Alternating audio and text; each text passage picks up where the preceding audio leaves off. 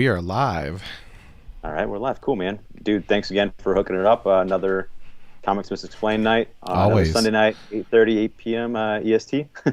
Yeah, dude. So we got some fun things to talk about. We got like Hawkeye on the roster. We got I guess other stuff too. I guess I do want to catch up. I like doing our what do you recommend? What have you been watching? Yeah, that's Starting a off good with the idea. I show. always like I that. guess first I should ask you like how you been, what you been up to, man. I know you're uh, busy. Man, I've been good. This week has been, it's just this weekend has been a handful. Like, my daughter Goldie, she's like just turned 2, and she's been like so rambunctious, even though we've been getting out. We went to the Children's Museum here in Denver today. That was fun. But yeah, I'm just like, I kind of feel bad because we kind of started to do a little like potty training this weekend, and it's just like, once you start, you can't stop, So, Yeah, yeah, for sure. how about yourself, That's a man? handful. Oh, dude, not as busy as that. Doing good. Trying to potty train the pup, the little pug one that's next to me Oh, right now. yeah. So I got her. She's in the little scooter bed down here. She still needs to use the restroom before bedtime before we take her up. So she's down here right now. But yeah. So yeah. Besides that, watching some movies and things with the wife. What'd you We finished see? all our X-Men stuff, and then we started like a little bit of The Gifted, that Fox TV show. I just Oh, want to see if she liked it. I already watched it before previously, and she was like kind of into it, but not really. So we decided to move on. And then now I'm trying to think what we're doing now. Oh, we saw the Green Lantern movie with Ryan Reynolds, and then also The Watchmen. She'd never seen The Watchmen before. oh, nice. Uh, and then there was one more we just started today, but I can't remember off the top of my head. But we're kind of Hellboy. We saw the first Hellboy movie, so we're kind of making our way through all the comic book movies and the universe that's out there. Nice. So, yeah, I it's love been, this. I would love to do this personally. It sounds like my kind of endeavor. yeah. I also need to catch up on what I need to watch for I think our Wednesday or Thursday show with Mike Harris and myself, our family show. We've been doing this, like, I think we're going to call it like remake, recycle or whatever. It's something like that. But it's we watched the original and then the remake and then kind of talk about the two. Yeah, And yeah. I think the next one we're going to do might be the the City of Angels with Nicolas Cage. Um, Nice. and the original. But I mean, I kind of want to save that for February. It's more of like a love story thing, so it'd be more Valentine's Day appropriate. Oh, that makes So sense. Yeah. I got to talk to him about that and see what he wants to do. But yeah, so yeah, I've been busy. But we're here talking about comics, I guess. Do you want to talk about Hawkeye? Start off with episode 3. Yeah, man. Let's chat about it. I thought that was a pretty good episode. I mean, kind of a departure from what we saw in the first two, which was solely focused on Kate Bishop and uh, you know Clint Barton. There it is. And I like the detour into the story about Echo. I was excited to see that. And then I really also enjoyed some of the teases that they snuck in there. Like, I'm pretty sure, did they like sneak in a Kingpin tease there? I think so. Yeah, I'm gonna be Okay. really disappointed if it's not. I think everyone's gonna be really disappointed if it's not. And so, like, of course I had to scrutinize that pretty hard. And I was like, was that the voice of, Vincent D'Onofrio, like, back there? Like, did you What pick if up? it was the Kingpin, but then they have a different actor? Like, how heartbroken would you be? I can handle it. I mean, I honestly don't expect it to be Vincent D'Onofrio. I'm not on that level with John and the conspiracies, and like, I think it would be cool, and I think it makes so much sense for them to make it Vincent D'Onofrio. Like, just Yeah, from a production standpoint, he's so good. He's just so good in general, but like in that role, he was amazing. And I'm guessing definitely. maybe they can hold off on that. Like, they don't really have to. They don't really. Is your dog getting your headphones Yeah, or? she's on my lap down here. Yeah, sorry. She just kept pawing at me, and I have to pick her up. Now she's just hanging here. Nice. But Yeah, yeah, I we'll know don't. it's him when he says, "When I was a boy." They're like, "Yeah, it's him." He's there. But I think that maybe with more of the multiverse stuff they want to tease out, they can buy themselves some time on answering who is Kingpin and who will he. I mean, maybe they don't know yet. Maybe they haven't pulled the trigger on who. All these old Netflix superhero shows will be casted by and all that. So it's interesting You to know, see. God, I really do think it's going to be Vincent D'Onofrio. Like, I think from the get go, before they're like, oh, it's a shame. Someone tweeted at him. He was like, it was a shame that you can't. We're not going to see you in the further MCU stuff. And he's like, who says? And people are like, Ah. oh, what? What does that mean? That was like years ago. And then like, he's just a fan favorite. Everyone loves him, and he's like the perfect Kingpin. He's such a great actor. Yeah. And then recently, in the comic book world, he tweeted at artist Mark Brooks. He was a really great comic book artist, and he, I guess, is known for kind of more recent. He's has been in the spotlight for his X-Men covers, and he's just a fantastic artist. Kind of like almost not quite Alex Ross level, but kind of that type of like realism type art. Yeah. And he's like, I love your art, and the artist was freaking out. He's like, yes, thank you so much. I love your art, and so he's reading comic books, and it's like, why would he be kind of reading that stuff? I think if he's not involved in things, and then what is he reading if he's noticed that he's seen Mark Brooks' art. So it makes me wonder, what he's reading in particular that involves Mark Brooks' art, and what storylines that might involve him. So I don't know. That's pretty kind of fun thing. But yeah, I think he's going to be in there. I think we're going to see him. We might see Charlie Cox and Spider-Man being the lawyer. Yeah, I've been wondering about this. I mean, it's been teased, and so many things have been leaked and fake leaked, and it's like everybody wants to see that. I personally don't expect to see Charlie Cox in either. I think that one's too far. Much. Yeah, it's not something they would pull. Yeah, but we do know like they love to. They've already pulled one with us with the Pietro casting in WandaVision. I mean, that was not a coincidence. I mean, they knew deliberately what they were doing with this. So I don't think the recasting is out of question, but I don't think that they'll just do it lightly, like we'll see, yeah. I guess. Echo will probably answer a lot of questions when that show comes out, because there's no other plans in the Daredevil universe. I mean, the closest link I would say is like maybe Moon Knight, I guess. Can She-Hulk be kind of in that same? Yeah, sure. I mean, Matt Murdock's a lawyer. She's a lawyer. So they could see them, in the courthouse together. Right. It was rumored that the Echo show was going to bring in the Daredevil cast. That's been the rumor. So, I hope that's the only reason I'm looking forward to the Echo show. I do enjoy the actress that's playing Echo. It's really cool that she's, actually Native American, that she's actually deaf, and she's actually a paraplegic. Like, that's pretty incredible. But her characters right now doesn't really excite me. I do know about the character's past in the comics, which is pretty interesting, but I've yet to see that. But I mean, hey, that's what her show is for, so maybe I'll be more compelled to watch her later on. But I think she's doing a fine job. I think so far. But yeah, we'll see. It's very interesting. But I really hope we do see those Daredevil characters, man. I just really enjoyed that show so much. It was so street level. Yeah. I think the closest thing we have to that now coming up in the Marvel MCU technically is the Moon Knight show. Yeah. And that's going to be pure street level. And right now, the Hawkeye show is the closest thing we have to the street level fighting in the MCU. So, but yeah, hopefully we'll see Moon Knight be pretty brutal. I think it's going to be pretty hands-on, and they're going to see those hallway scenes, those one-shot action spin around scenes, one take kind of thing. And then hopefully it comes through with Echo and we see Daredevil, and then maybe we'll see a Daredevil show in the future. That'd be great. Well, like speaking of one shots and everything and Hawkeye, I really one thing that stood out to me was that car chase scene. Yes, I really enjoyed that it was like this one shot car chase. I feel like I never see that. I can't think of another time I've seen that particular style, of combining a one shot and a car chase. And I'm sure it wasn't seamless because there was just way too much going on. But I think they did the cuts when they the car did a 360 on the bridge. Yeah, and then it was going across the window, and then it changed scenery from one window to the other. And I was like, that's where they cut it.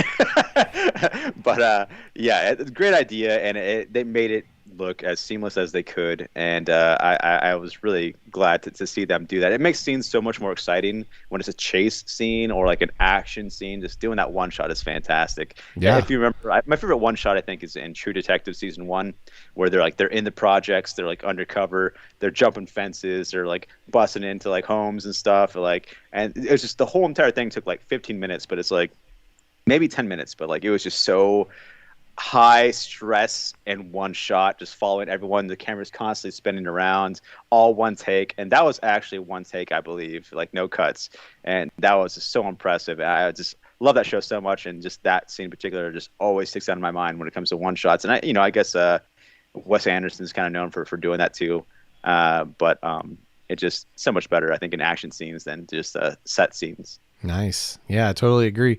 I want to send a few shout outs to the chat. Mythic Yeah. Politics, thanks for tuning in. The comic book G Spot. I mean, some of your homies I don't know, but Mythic Politics is deep in the streaming game, and he's here on another one.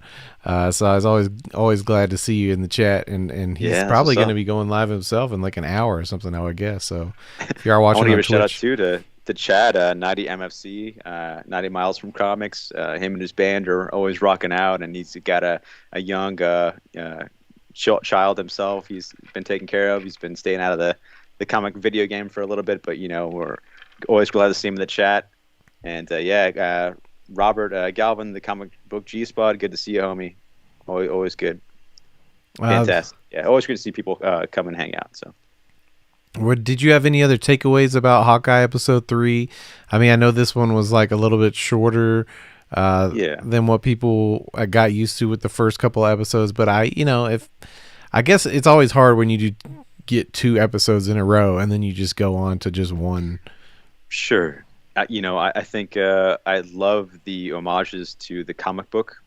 So this one's very highly influential from the comic. Like you see the car. It was like the second, or I think it was the third issue, called Cherry, and it was like they Oh, took that Charger, that Echo, or that I'm not sure if it was Charger, but the car that Echo was driving, that the one that Kate wanted to take originally.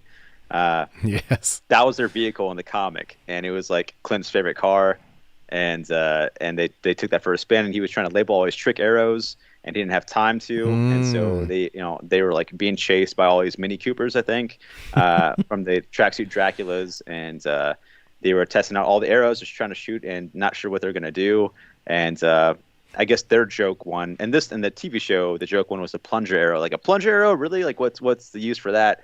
In the comic, it was the boomerang arrow, and that was the same Oh, race in that one. And so that was pretty fun, and it was just really great homages and things to the comic. Come on nice. up. Pup, what did you think about the show, young Yeah, I pup? know she keeps pawing at me. Sorry. It's all good, man. You It's our juggling it phone. all. Trust me. um, I'm trying to think if there was a point you just had there that I lost. Oh, I guess it was just coming down to the fact that they had the trick arrows. I didn't actually realize that was from the series because I haven't read the run. I hate to say, but I did enjoy the tone that they give the show because that is so much more whimsical than most of what you get from the on-screen Hawkeye. Like the Jeremy Renner version of Clint Barton is so like stodgy and uptight and violent, Yes, and I felt like he did a good job of like kind of breaking out of that typecast for this character, and did have kind of some goofy funness with it all. Almost a little definitely. slapstick.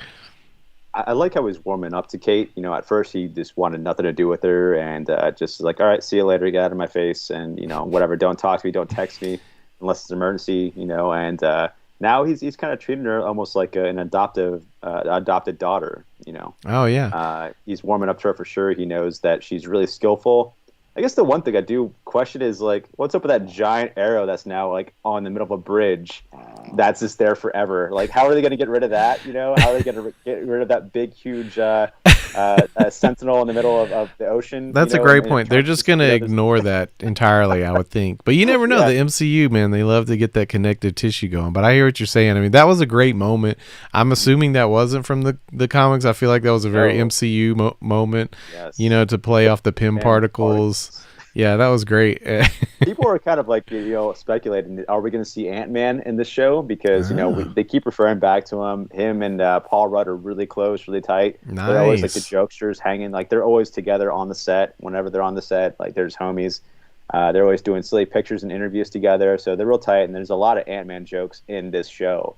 So people are like, are we going to see Ant-Man? We saw the Pin Particle Arrow already. Like, that'd be kind of fun seeing Paul Rudd, but I'm not sure how much he would add to it, but I guess he could just be there for the fun of it. It's a fun Right. show so far. So, yeah, well, I guess we'll see. But that's a fun little fan theory that we might see him. I think that would be fantastic. I would love that. I mean, that would be a great like they always try to they've tried to tease us with these like Luke Skywalker moments, that they had with the Mandalorian, but that was totally fake with Paul Bettany saying, "Oh, there's this level of character," but he was talking about himself, which was just such a fake out, disappointing fake out. But man, that would be amazing to see Ant-Man or Paul Rudd on this show, just even for a short amount of time. And I wanted to shout out Comic Book G Spot as saying, "Love the park. The LARP was funny." Yeah, I thought that was a good plot line. I mean, it was totally ridiculous. Like the whole time you're watching it, just thinking like Jeremy Renner or Clint Barton here, Hawkeye could just like, punch these guys and take the suit, but he's just going to play along. And I guess part of that was just because these were all supposed to be like first responders, right? So like he didn't necessarily want to run up on them like that. But I did think that was a good little tangent. Like that side story was fun and funny. And is the guy that had the Ronin suit, is he a character that's like inspired by something? Yeah, for sure. It's funny because like when I saw that LARP scene, I immediately thought of Paul Rudd in Role Models, that movie he did with Sean William Scott, because they had a LARPing scene. But yeah, yes, the guy the firefighter that stole the Ronin costume was Grills, and in the comic, the Grills is like a neighbor in his apartment that's grilling for everybody on the rooftop, and it. Spoiler alert, but it doesn't end well for Grills in the comic. We'll see. Hopefully, if it hopefully Grills will be okay in the TV show. Hashtag save Grills. Well, the thing is, you may not even see Grills again from the way. I mean, they may have just done a little nod to the run by putting him in that role without, I mean, the big departure is that Clint doesn't have his own apartment. Like he's basically living in Kate's aunt's apartment. That's the whole setup here for this one. So she says, like it could just be like she just took that apartment because no one's there right now. Like I like that. I like that. Actually related. Yeah. I mean, I think we're gonna see more Grills just because he's like, hey, by the way, I'm Grills. I'm a character in the show. Like we're like, okay, and we know this guy has a name, and we're gonna see him again probably. That's how I felt about it. But I don't know. I think it's a different take on Grills, and I like, I guess, the change of cast. He's a firefighter, that's cool, but I miss the family aspect of, I guess, the communal aspect of the apartment dwelling community in the comic. Just for me, the story in the comic is so much better than the show. Yeah, but I guess that's just because the characters are different in the comics as opposed to the show. You can't have the family man Hawkeye in the comic and have it be the same way. There's no way to make those things compatible. Right. Yeah. So I'll take what I can get, though. I love the homages, the callbacks to the comic. That's great enough. So pretty cool, man. I've enjoyed the fact that I think that we had What If season 1 this year, and it kind of is a fun explicit version of what the MCU has been all along, which is like, what if this happened with these characters? That's what the whole MCU is. It's just one version of what could have happened in the comic book world had these characters done this or done that. And so, I think it's very fun to see, the MCU gets to do that, create its own little canon, but they love to still make sure that it exists in this multiverse. And like, the comic book, I mean, has so many different universes, right? The comic books already have a multiverse. I think they've labeled the MCU. Snorting up here. I think they've labeled the MCUs as one of the universes. It's got its own number, right? So, I mean, you kind of always have to it's fun to be able to take that into account and then see how, what? One thing I'm missing here that I should circle back on is that I think it's cool how with the MCU they get to play around with these different versions. And in the earliest days, it felt like it was because we only have so many rights, screen rights for all these characters. How can we interpret it in a way that doesn't, get on Fox or get on Sony? And they did that. I feel like they really did that masterfully for a while because everybody kind of discounts the fact how much Marvel was an underdog back in the early days of Iron Man and Thor and Captain America. I mean, they didn't have like a huge shot, or it didn't feel like they were going to be what they are now when you watch those movies, and they were just figuring out how to make all these pieces work into like a comic book universe.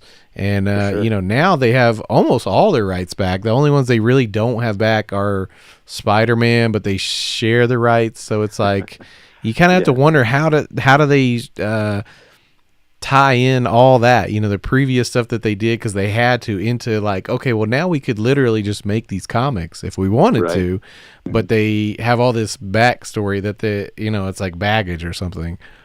For sure. It's funny because like they based the MCU based on the rights that they had, and they're like, we have to do this without the X-Men and without Spider-Man. And so they built that, around that. And then finally, when it came time for like Civil War, the Russo brothers were like, we want Spider-Man. And like, okay, I guess, how are we going to introduce him? Just put him in the movie and we'll do it later.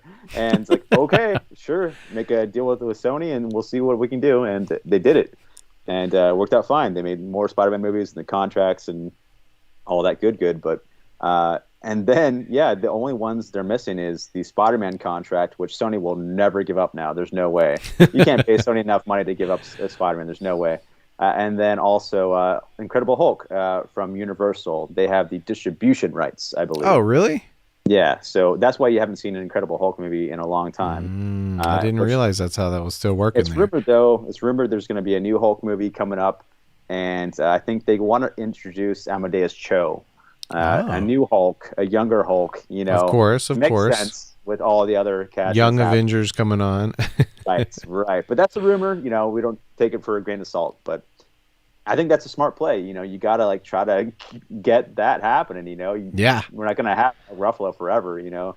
That's the hardest part, is that like you feel like inevitably there's got to be some kind of reboot, because so many of these actors have like really hung in there for a while to like make these long trilogies and stuff come to life, and eventually their contracts run out or they just age out of the role. And that's what's been so exciting, I feel like, with Tom Holland, is he's got a lot of years ahead of him if he wants to play Spider-Man. But it's like you say, like the Hulk, what's his name? I've just blanked it out because I'm thinking of the Russo brothers, but what's his name? Mark Ruffalo, right? The R last name's got me my wires switched as well. But the Mark Ruffalo, I feel like Mark could stick around in it for a long time. I think he would, because he's not the top dog. Like, he doesn't get the most he's not Robert Downey Jr., I would say. And I think that they're already getting the next guard, but I'm also wondering, like, well, okay, you're preparing for this idea with the Young Avengers, right? All the seeds are planted there, but how does that connect to if you were going to have, a universe reboot? I feel like that's inevitable, and like it is. I think, I think we're going to have the Young Avengers, but I don't think it's going to be called Young Avengers. I think it's going to be called New Avengers.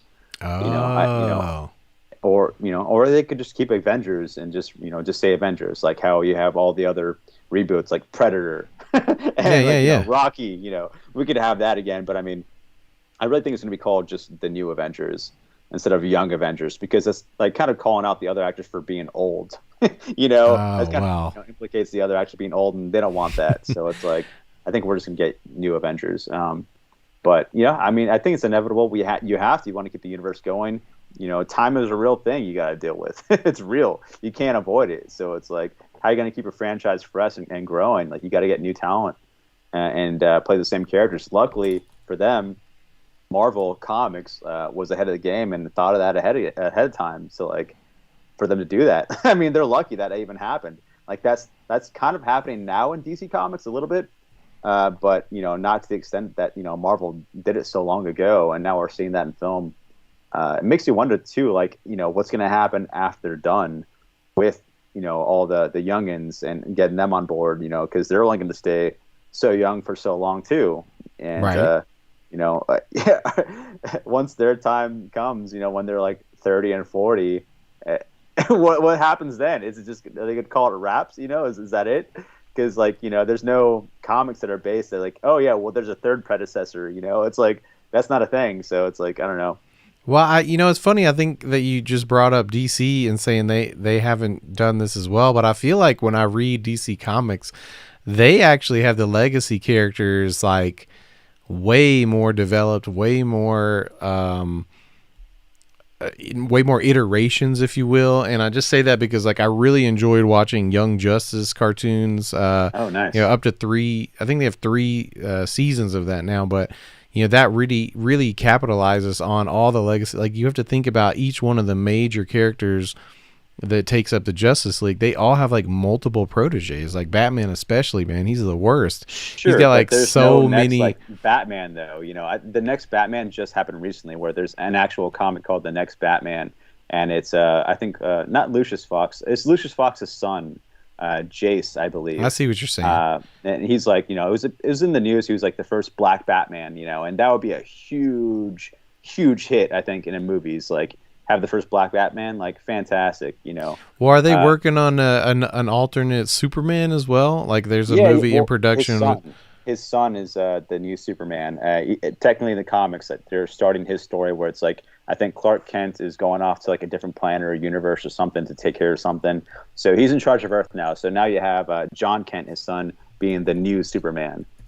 So he's in control. So they have those two characters under wraps. I think they could do in the future if they wanted to, in the films. And I guess there's there's plenty of Green Lanterns to go around. But I think my favorite one I would pick would be the Far Sector Green Lantern. She's like a black female, and she reminds me of Janelle Monáe. Yeah.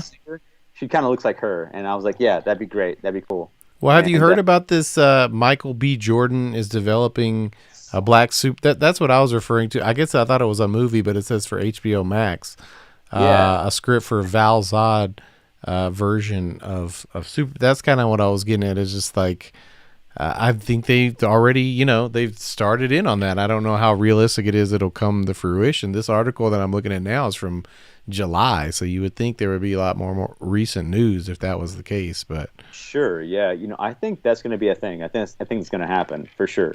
I think Michael B. Jordan's been really popular and hot for a while, man. Like, why wouldn't you support anything he wants to do?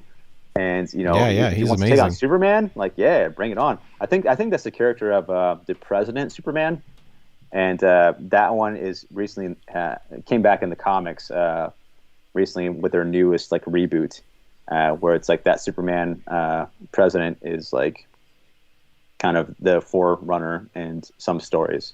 So that's pretty cool. That's timely, and I hope it happens. Hell yeah. Well, I think that at this point, I mean, just based off the comments you were kind of going, you still don't necessarily sound like you agree with me on the legacy of the DC superheroes, but I feel like, shout out to TJ in the chat. He says WB needs to get their act together, and I totally agree with that because, it's funny to me. I would probably make an analog for the DC Warner Brothers relation to kind of like the Democrats or something in the world of politics. It's like they don't have like when they get power, like the Democrats, I mean, when they get power, they become divided within themselves. And I feel like WB is the company that's always had all the rights to all their characters and yet can't get it right. Like, could you imagine if like there was a Kevin Feige level maestro of DC, multiverse type situations, and how strong it could be if they could have gotten like the foundation right. So I would make Jeff Johns the head of that. He's read in comics. He read Blackest Night, in the comics, all the Green Lantern stuff. He's written Doomsday Clock, the sequel to Watchmen. He's still mainly in TV shows and movies for DC, behind the scenes and writing stuff and producing things. He does the Stargirl show and things like that. But I mean, I would make him like the guy in charge, just give it one direction of where to go and what to do. He's written so much stuff. I think he's written Flash and like he's written so much stuff. So might as well just have him be in charge and translate stuff from comics to film. Like he's the guy. Like, who else has a better resume than that guy if you're going to do it, So, like, why not? I would make him the Kevin Feige of DC for sure.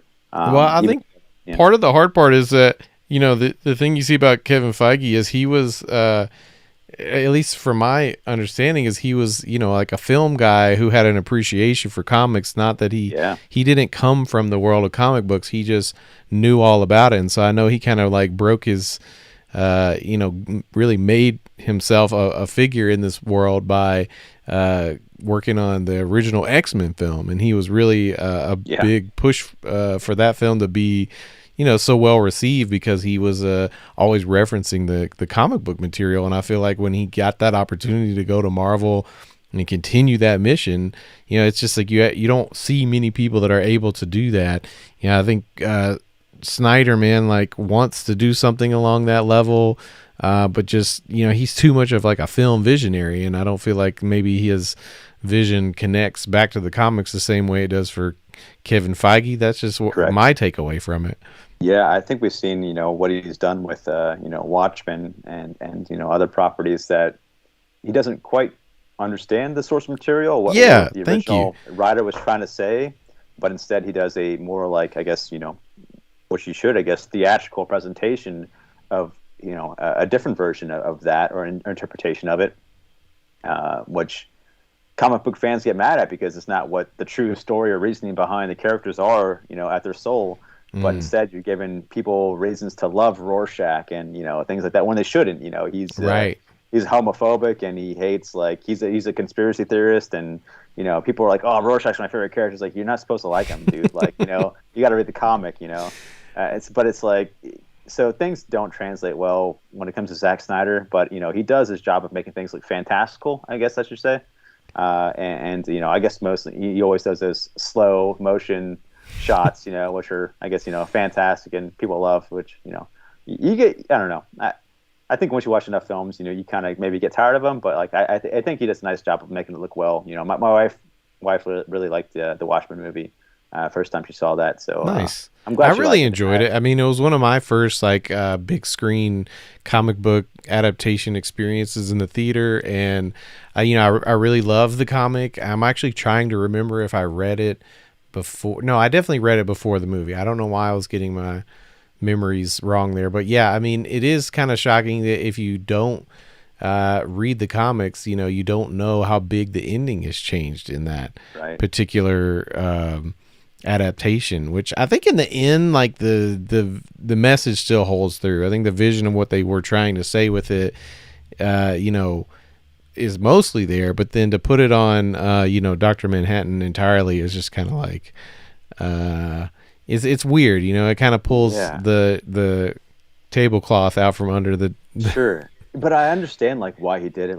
How hard it would it be to, you're making Watchmen the movie and you're like, how am I going to explain that Ozymandias pulled a Cthulhu-like alien from a different dimension to the middle of New York and did a psychic blast upon his death that killed everyone? It's like, well, people maybe it was just that. A too far of a stretch at that time. I think so. I guess now audiences are finally understanding or comprehending the multiverse. So it's like, maybe humanity wasn't ready for it. I don't know. I think that's a cop out by, filmmakers, because I don't think the multiverse is actually that crazy of a concept. I just people think that it is, which is insulting to audiences, really. I mean, the multiverse is not new. I mean, people have been writing stories about it for decades now, like the 70s or 60s. At least, yeah. So why is it, why is it so hard to think that you could translate it? I guess, it just comes down to the creators, what is their vision for it, and that's what they thought would be best. Yeah, for sure. I would agree though. I don't know. It makes me curious to understand, who's watching these movies, what age demographic, and what people consider what audience is ready for what. Right. I think I would hate to say that the younger generation are like, oh wow, we're getting multiverse and stuff, and maybe they're thinking they're the smartest generation because they're ready for it when everyone's been ready for it for a long time. Yeah. But it's just the studio heads, maybe the people in charge are finally more our age. I see. And they're people understand. Why wouldn't you? That's do fair. That? So maybe it doesn't come down to the directors or the screenplay writers. Maybe it just comes down to the studio heads. They're like, this is not going to sell tickets. It's too fucking weird. I guess. Right. But once you get this far with a decade of Marvel movies, I guess you get so much clout and so much income that you're just kind of do whatever you want. Just keep it going, Yes. Yes. When I was talking to David Avallone a couple weeks ago. He was saying how he was telling me a story how it was like, I guess back in the 1950s or 70s, around that time period, and he was like, this one guy created a movie where I think the main protagonist was like an Asian American doing something, and the producer or the guy in charge was like, how am I going to sell this, to these states in half of America, and what is your pitch for that? So I can give you. Yeah, I want you to make your movie. He was a good guy, where it's like, I want to be on your side and have you be creative control of what you want to do, but your budget is going to get cut down to this much because you can only reach this many people with that message or whatever. So here's what I can give you. Unless you change, make your main character a white guy or whatever. Then Right. it makes just for the time period and how things were. But now things are changing quite drastically. Now Shang-Chi is a huge hit.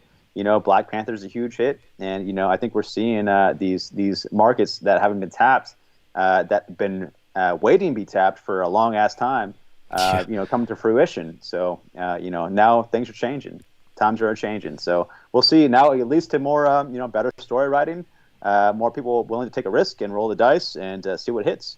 So it's a good time to be I think a comic book fan and movie film and fans in general. Cool stuff out there. Well, I will say, I mean, just to leave it on a note about the DC Legacy stuff that kind of launched us into this tangent, which is I just think they need to take the whole Bruce Timm animation universe and like use that as a guide. Back.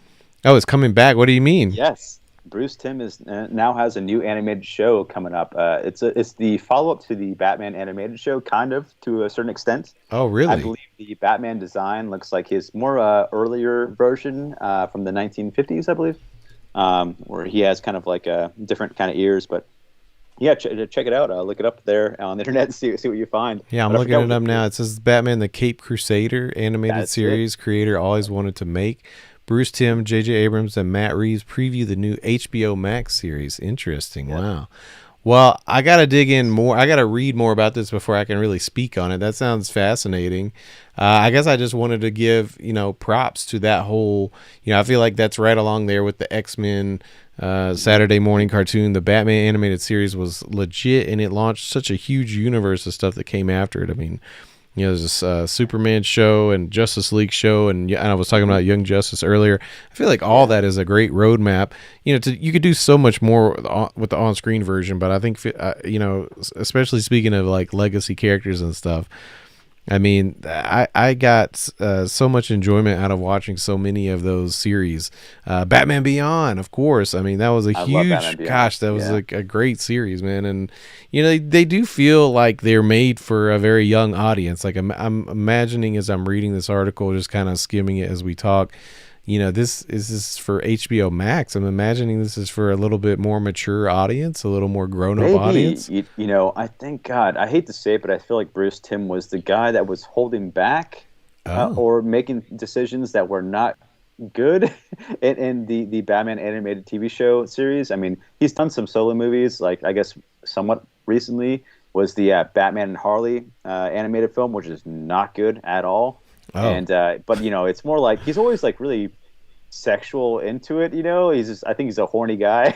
It's really weird. Like in the Batman and Harley one, you see like Harley like almost kind of rape Nightwing, but I think he's into it too at the same time. And then also he's responsible for like Batman and Batgirl getting together on a rooftop. It's like he's making these decisions and things that are kind of weird.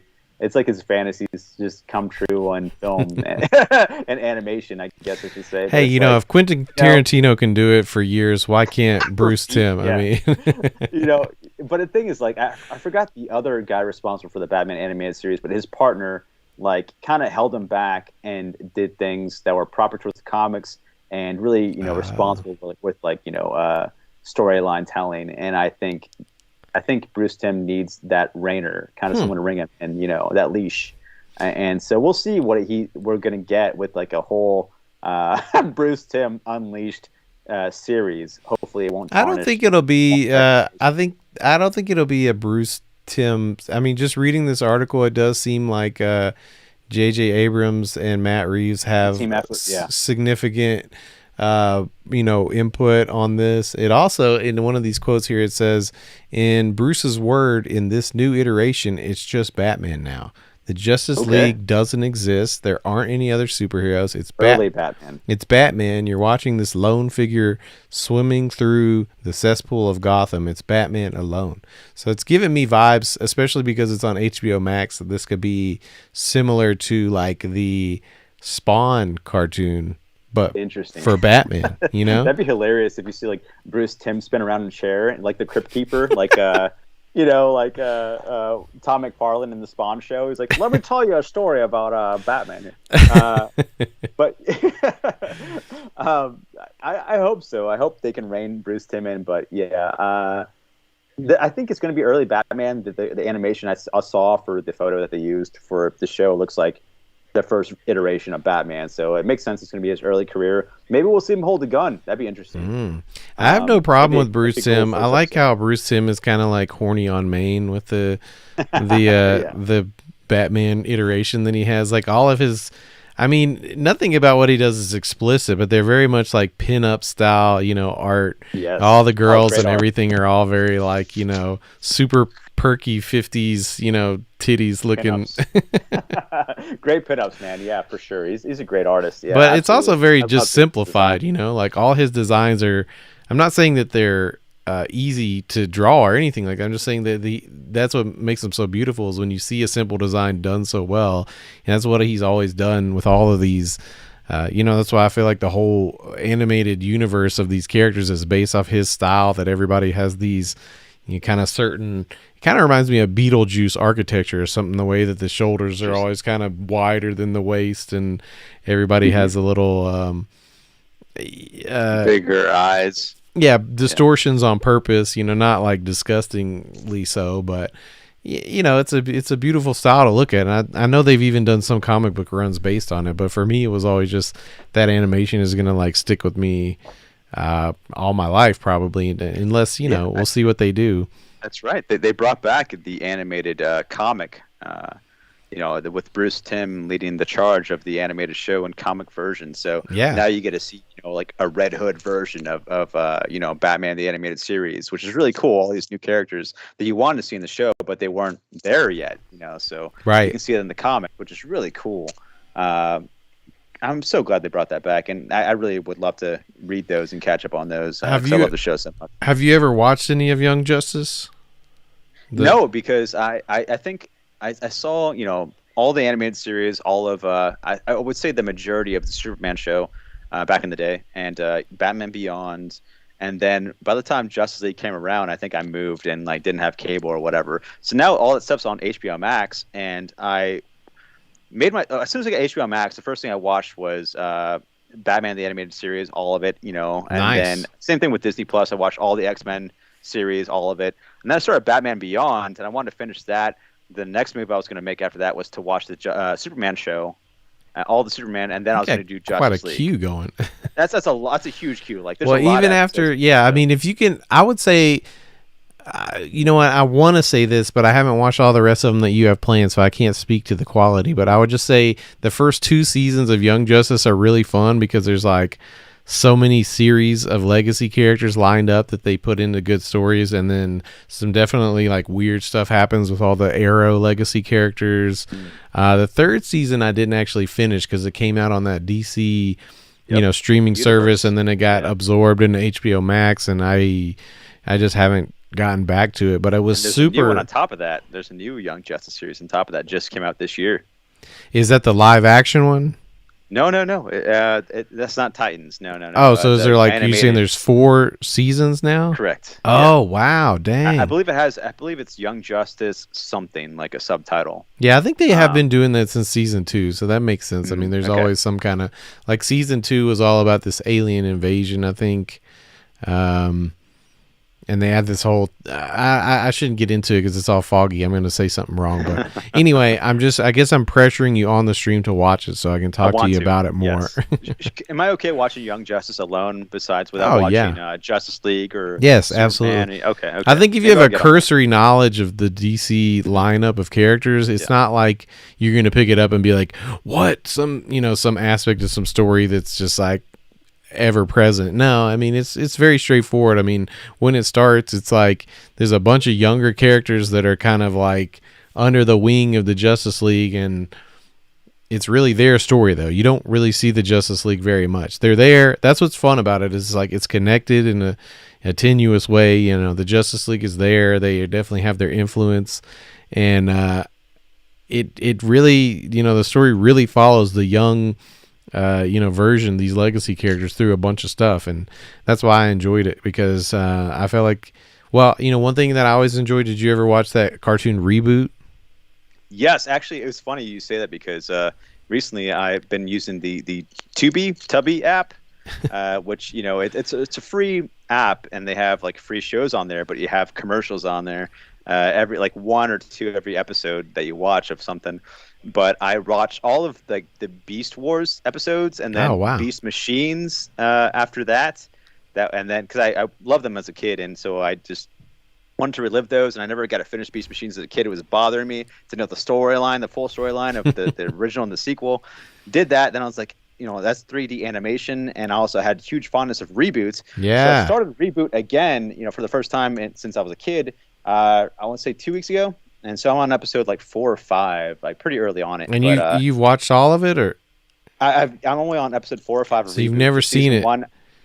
No, I saw it as a kid. Okay, good. I was going to say. I watched it a lot as a kid. I love the huge foundation of me growing up as a kid. I loved the animation. I was so intrigued by it. It was the first show I saw with that type of 3D animation. Yeah, it's so Pixar weird. It's so odd. Yes. Oh, it was so intriguing. It's like the bowling lane when you get a strike, as if it was a whole series of like. Yeah, on the TV that pops up the weird stuff. Yeah. But I wanted to touch on Reboot just because, I mean, I really enjoy Reboot. I think it's after the second season, it does a huge time jump where the young kid, that's been following the Guardian. Has a scar in his head. Right, yeah, and he jumps forward in time. Enzo. Yeah, thank you. And so, like, I've actually never seen the full ending of the series, and I think it got canceled before they, I think that was the last season. But, Young Justice does a really good job of doing something similar. I don't think this is really a spoiler because, it's not going to ruin anything to know that there's, a big time jump between seasons. And I guess that was, for me, one of the things that made a huge impression was when I picked up season 2, and I'm like, oh, whoa, wow. You're seeing this character become that character, and things that are based in the comics, and it all is being played out in the animated version. And so that's why the only reason I ever brought it up, and I said if DC was trying to do something like that with the movies, it would be a great foundation, a great blueprint to play off of. For sure. I guess to go back to Reboot, I guess I heard season 4, I think it was 4 or 5 was their last season, and it got really dark. Apparently, where there was a lot of articles that are still written about it to this day. I think within this year, people were like, "Wow, the last season of Reboot is really dark." But I believe it, yo. So I got to finish that show. It was the first couple episodes were really hard to go through. It was a little bit of a struggle. But I feel that way when I watch X-Men, the '97 cartoon. Now I'm like, this is not holding up to my memories version of it. As you go along, every season gets worse in the X-Men. I swear to God. And I can't stand the character of Jubilee. It's really this show gets really cheesy and corny. I mean, it's made for kids, so it's what do you expect? So you gotta have that in the back of your mind, But you have those adult themes and storytelling and I guess soap opera drama that carries on from episode to episode. That's kind of worth watching. I guess same with the Batman animated series, which is my favorite. I rank that above X-Men. And X-Men is number 2 in my book. Maybe number 3 because I love Batman Beyond a lot. But yeah, man, I feel you on that. So I hope that they do more stuff with DC legacy characters, and I think that we will get that with DC eventually. I think if they're smart enough, they'll pull a whole entire Marvel and have a passed on generation for next people to pick on. But I mean, I guess they decided, not to do that recently. I guess what they said, they're the ones that invented the DC Multiverse before Marvel did, Right. right? You know, Well, it you wasn't know, until recently this year Marvel's like, oh, it's a multiverse, and DC's like, yeah, we did that already. Like that's the whole thing is, every Batman movie or whatever, it's its own universe. It's yeah. all canon. I feel like both versions of DC Comics and Marvel Comics have done the multiverse in the comics. I feel like DC definitely jumped the shark with the live action version of a multiverse. They just only did it in the CW version of those shows, which they just don't get a lot of credit because they're it's the CW. It's this young adult drama style version, which they're able to make like 24 episodes a season when they do it that way, and I don't think it holds up as well as when you compare it to something like the Marvel Plus shows or even the HBO Max shows. It's just like there's a lot of fodder in there on purpose. There's a lot of people just like kind of arguing and talking about their relationships and getting upset and getting back together, and they've done this with the Riverdale, and they've done it with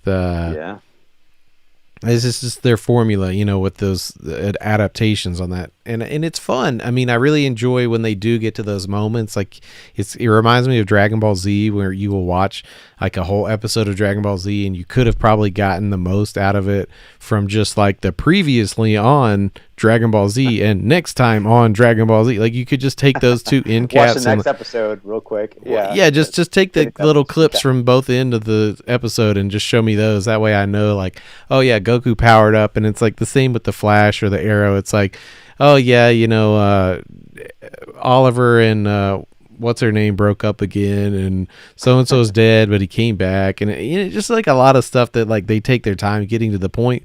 But I would say some of the points are really fun. Like they did the multiverse, they did Crisis on Infinite Earth type stuff, and it just goes under the radar because it's just like this shitty CW version.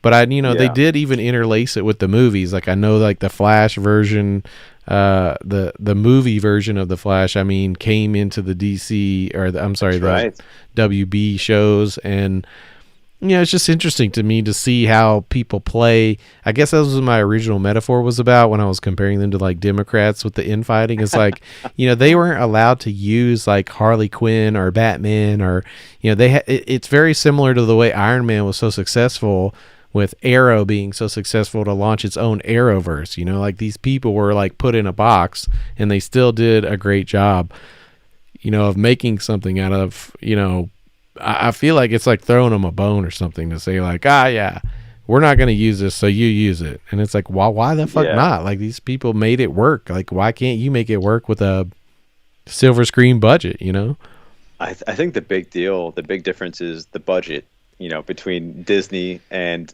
WB. Really? You even think on the movies? Like, yeah, with Disney Plus, you're getting for the shows are getting like movie budgets. Well, no, I'm saying like just on the movie level, like the Justice League movie versus the Avengers movie. Like, okay, that's kind of what I'm alluding to there.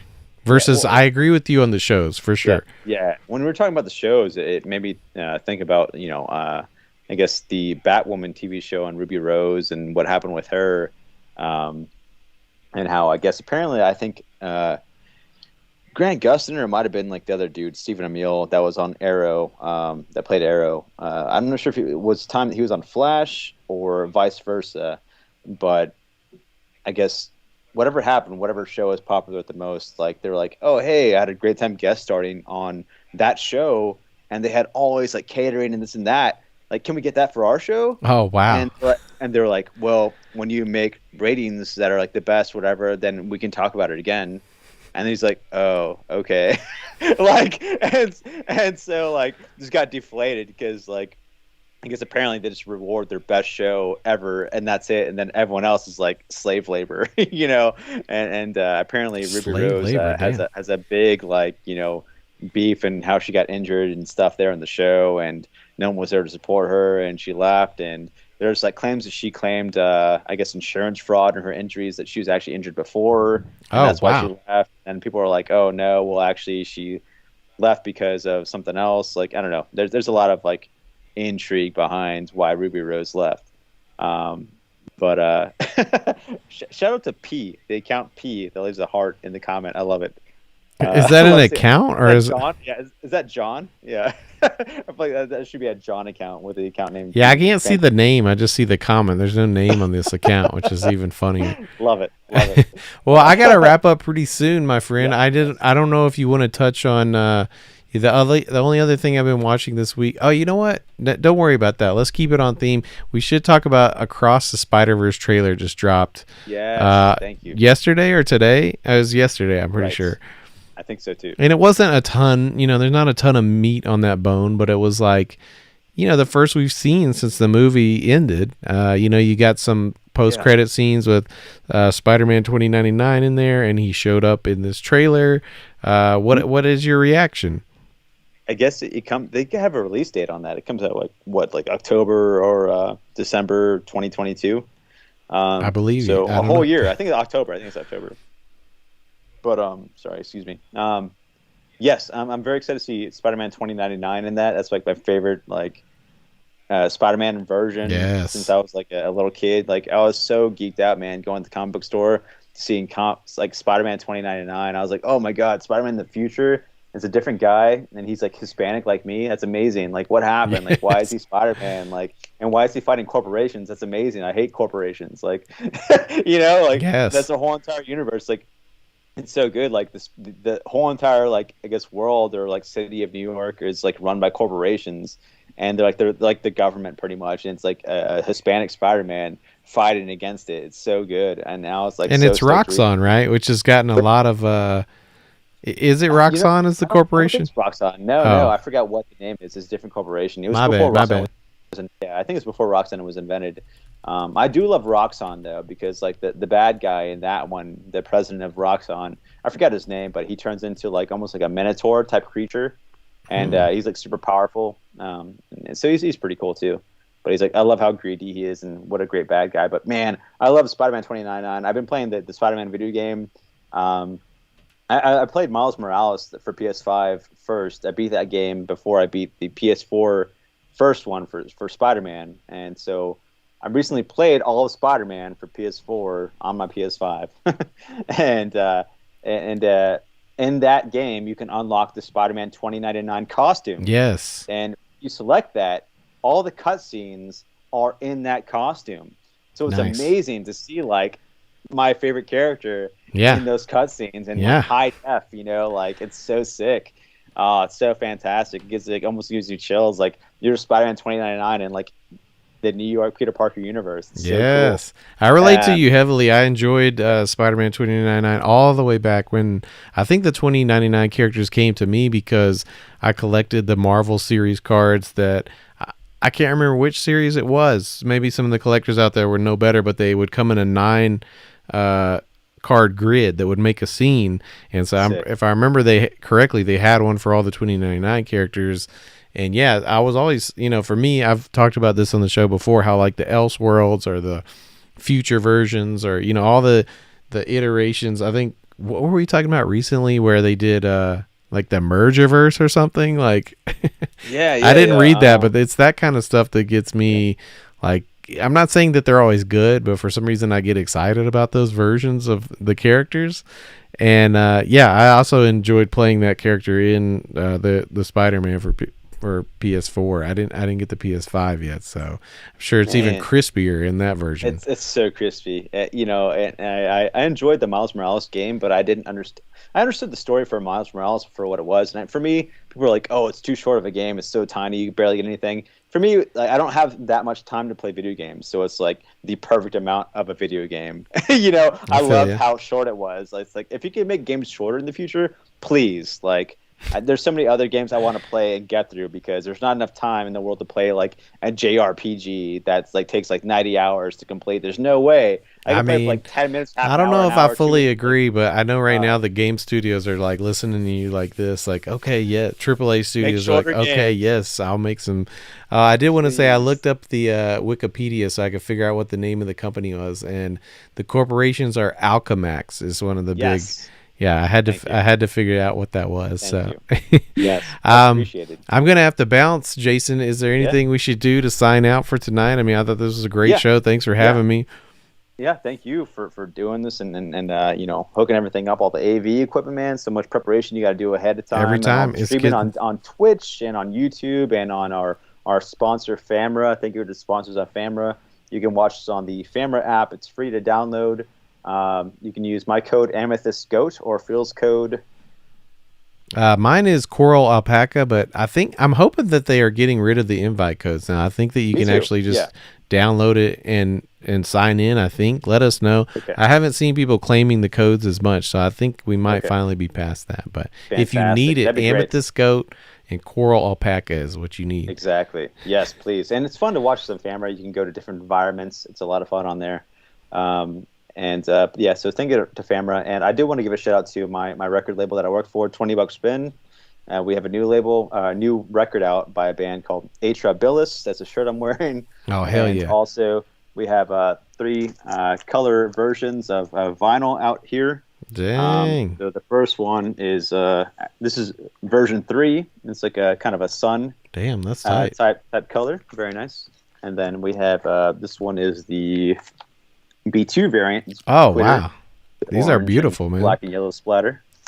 And then the last one, the actual first one, actually, the B1 variants, which I have in the record. Sorry. Get that out real quick. It's buried in there. You got It through is- all it the is layers, buried in man. there, all the layers. This one is Ooh. good kind of nice merge swirl stuff with orange and black. But so shout out to Atrabilis. We've been working extra hard to get your album out to everyone who ordered it, pre-ordered it. It's all we've been doing, working 11-hour days Damn. every day the past 2 weeks and next week. So Great look forward work, to man. seeing those out there in people's hands and pictures. So when you get them, take a picture and tag us. Hell yeah. And also, I guess, stay tuned on Wednesday or Thursday. Me and Mike Harris, the director, Mike Harris, we will be talking about some kind of a remake movie about the original and the remake version. So we'll be watching 2 films before then, most likely on Wednesday or Thursday. And the day after, either Thursday or Friday, I'll be probably hanging out most likely with the female wrestler Daddy Doom. Dang. She's very cool. Yeah, she's very cool. You killing the game.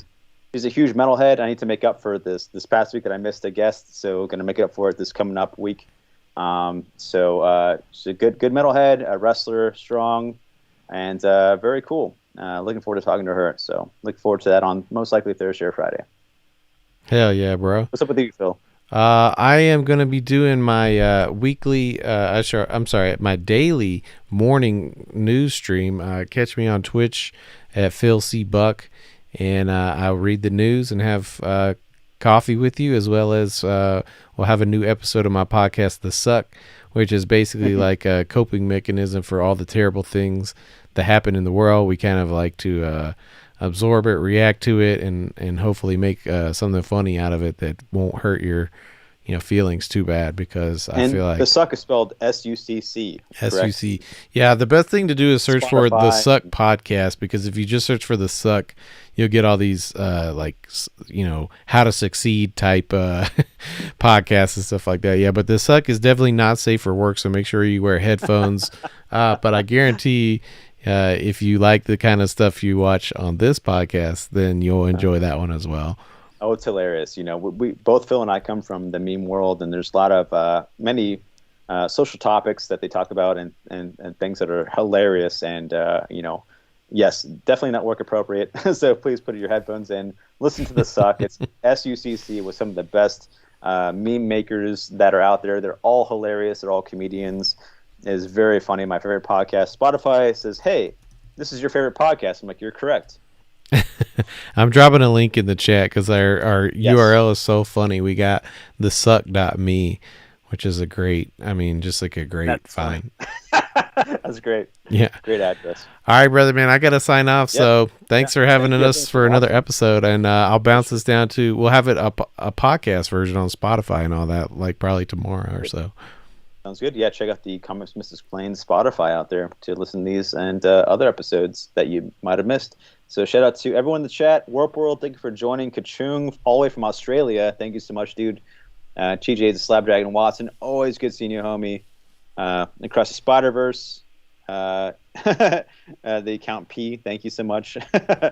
Perry Comics, Thunder House Design. Sorry. Yeah, dude. Thank you guys so much. So love you all, and we'll see you guys next week. Yeah. Later. Peace, y'all. Peace, y'all.